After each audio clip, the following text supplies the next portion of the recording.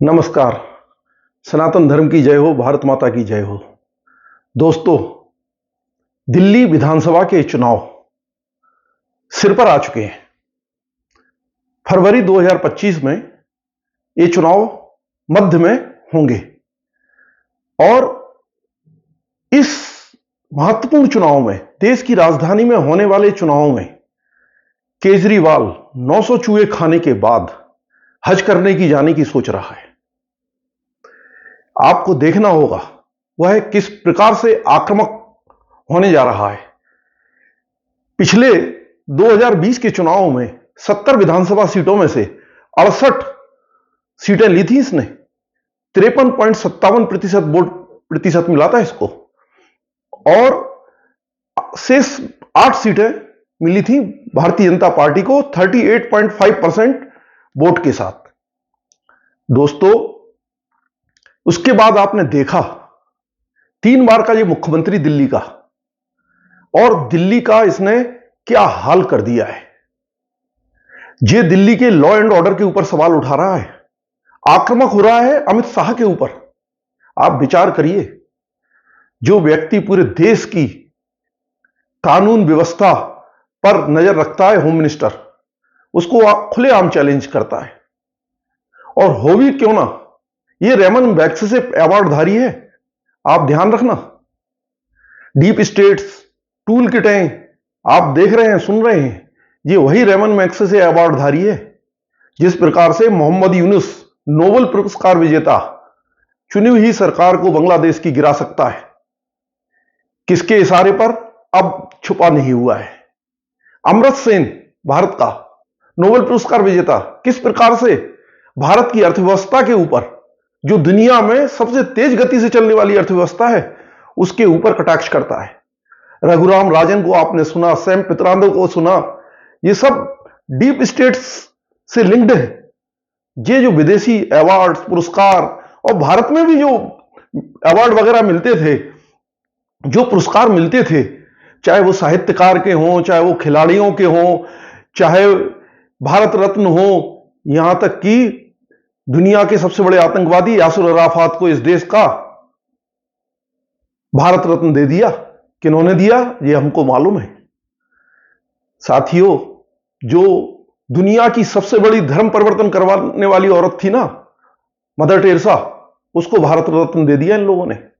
आप विचार करिए, ये डीप स्टेट्स क्या क्या करा सकता है इस देश में। अब लोग जानने लगे। पहले तो लोगों के पास सूचना ही नहीं होती थी, बस इतना खबर आती थी इसको भारत रत्न मिल गया। क्यों मिला, किस लिए मिला, कैसे मिला, ये सब विवेचना, क्योंकि ये बिके हुए जो प्रिंट मीडिया थे वही, और मैगजीन्स थी वही था। सरकारी दूरदर्शन के समाचार थे, थोड़े बहुत सूचनाओं का, कहना चाहिए, बहुत कम जो लोगों के पास पहुंच पाती थी। काफी परिवर्तन आया है। और जिस प्रकार से ये जो अरविंद केजरीवाल है, ये जो फुल ड्रामा होने वाला है आपको 2 महीने, जनवरी और फरवरी में, दिसंबर का ये कुछ माह है और ये दोनों मिला के 2 महीने का टाइम है, और इसमें फुल ड्रामा होगा। ये नाटकबाज, ये इमोशन बेचने वाला, ये सस्पेंस क्रिएट करने वाला, और कभी कहता था 2014 में मैं यमुना को टेम्स नदी की तरह बना दूंगा, दिल्ली को लंदन बना दूंगा, हर घर में नल से जल पहुंचा दूंगा। क्या हालत है। लोग टैंकर के पीछे दौड़ रहे हैं, सांस नहीं ले पा रहे हैं पर्यावरण के कारण। यमुना नदी का हाल तो आपने छठ पूजा में देख ही लिया है।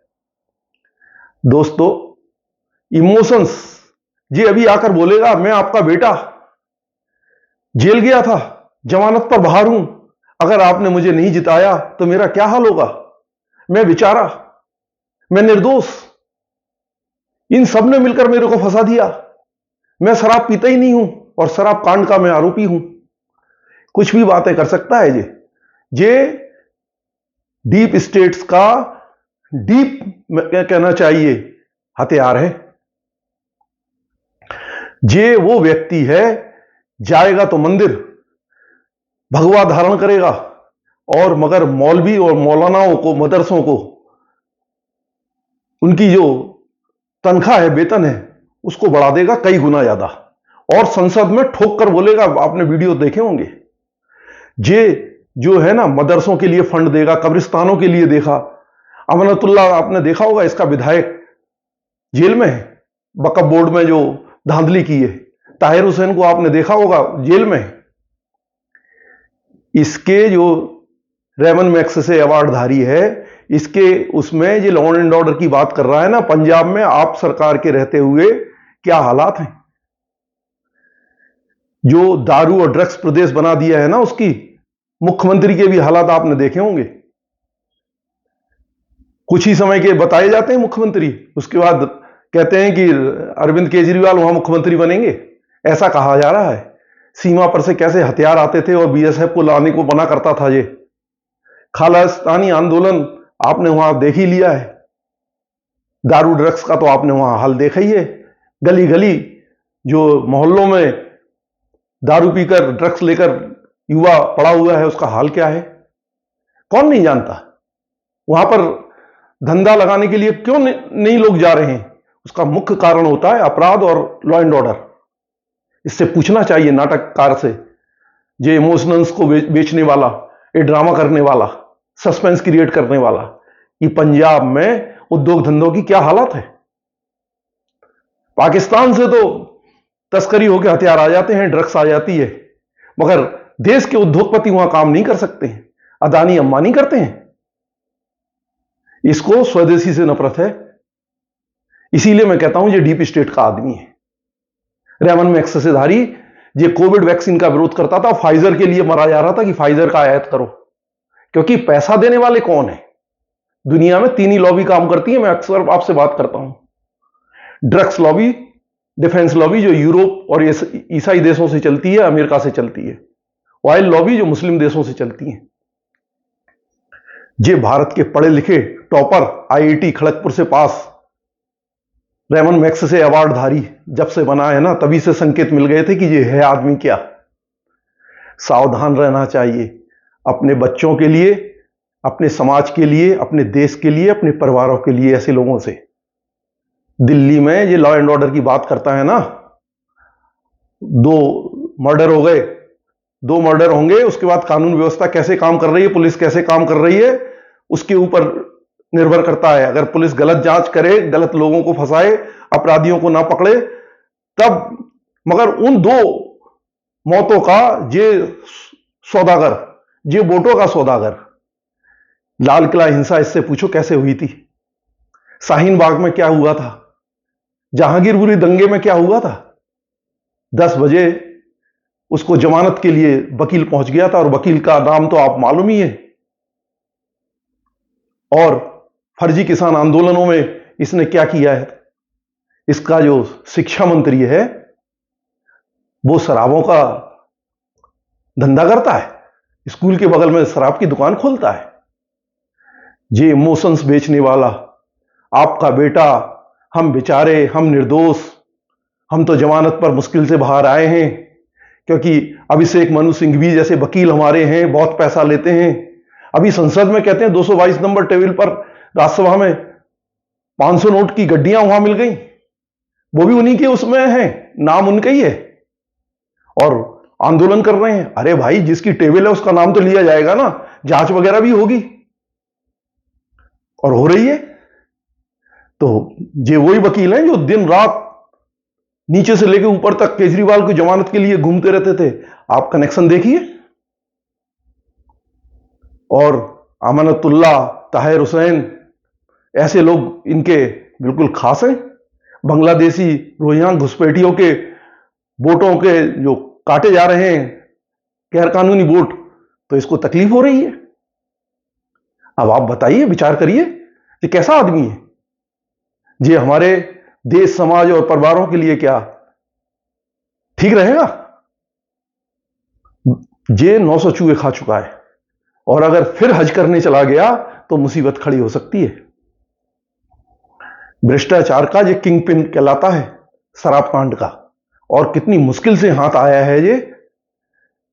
और राजनीति के जितने भ्रष्टाचारी हैं, बड़े बड़े परिवारवादी, वंशवादी भ्रष्टाचारी हैं, उन सबके गले पड़ा हुआ है। उनके सबके गले लटका हुआ है, जिनका ये लिस्ट में नाम लेकर चिल्लाता था। झूठ फैलाओ और मोदी हटाओ का एक ही कार्यक्रम था इसका। 2014 में मोदी के खिलाफ जाके बनारस में चुनाव लड़ गया, 3,70,000 वोटों से हारा ये। गुजरात में तो इसने घोषणा कर दी थी कि आईवी रिपोर्ट आ गई और मैं पूरा चुनाव जीत गया। उसके बाद इसकी क्या हालत हुई। ये झूठ फैलाओ, नफरत फैलाओ, बांटो देश को और विदेशियों के साथ मिलकर स्वदेशी का अपमान करो, ये वो लोग हैं। तो गुंडागिर्दी के मामले में आपने देखा इसको, चीफ सेक्रेटरी इसके बंगले पर पिटता है, ये लॉ एंड ऑर्डर की बात करता है। स्वाति मालीवाल इसकी इतनी नजदीक की और इतनी बड़ी नेता, उसके बंगले पर, खुद के बंगले पर शीश महल, जो कहता था मैं गरीबों की तरह रहूंगा, और करोड़ों के शीश महल में रहा ये। और उसमें क्या क्या गुंडागिर्दी की इसने चीफ सेक्रेटरी के साथ और स्वाति मालीवाल के साथ, पूरे देश ने देखा था ना। और ये लॉ एंड ऑर्डर की बात कर रहा है अमित शाह से। मुफ्त पानी, बिजली और बस में महिलाओं को सफर करा के अगर आप इसको फिर मुख्यमंत्री बना देते हैं तो ये है ना 900 चूहे खा के हज करने जरूर जाएगा। और मदरसे, कब्रिस्तान और मौलाना मौलवियों की तनख्वाह, वेतन, अमानतुल्लाह और ताहिर हुसैन जैसे फिर, और जेएनयू में जो होता है, जो शाहीन बाग में होता है, जहांगीरपुरी में जो होता है, लाल किले हिंसा में जो होता है, दिल्ली बॉर्डर पर करोड़ों लोग प्रभावित होते हैं। इसलिए सावधान होने की जरूरत है। आप सभी से निवेदन है, सतर्क रहें, सजग रहें और बटोगे तो कटोगे, इसका ध्यान रखें। हिंदू पहली बार जागा है और उससे ये लोग घबरा चुके हैं। एक रहेंगे तो नेक रहेंगे। भारत माता की जय हो, सनातन धर्म की जय हो।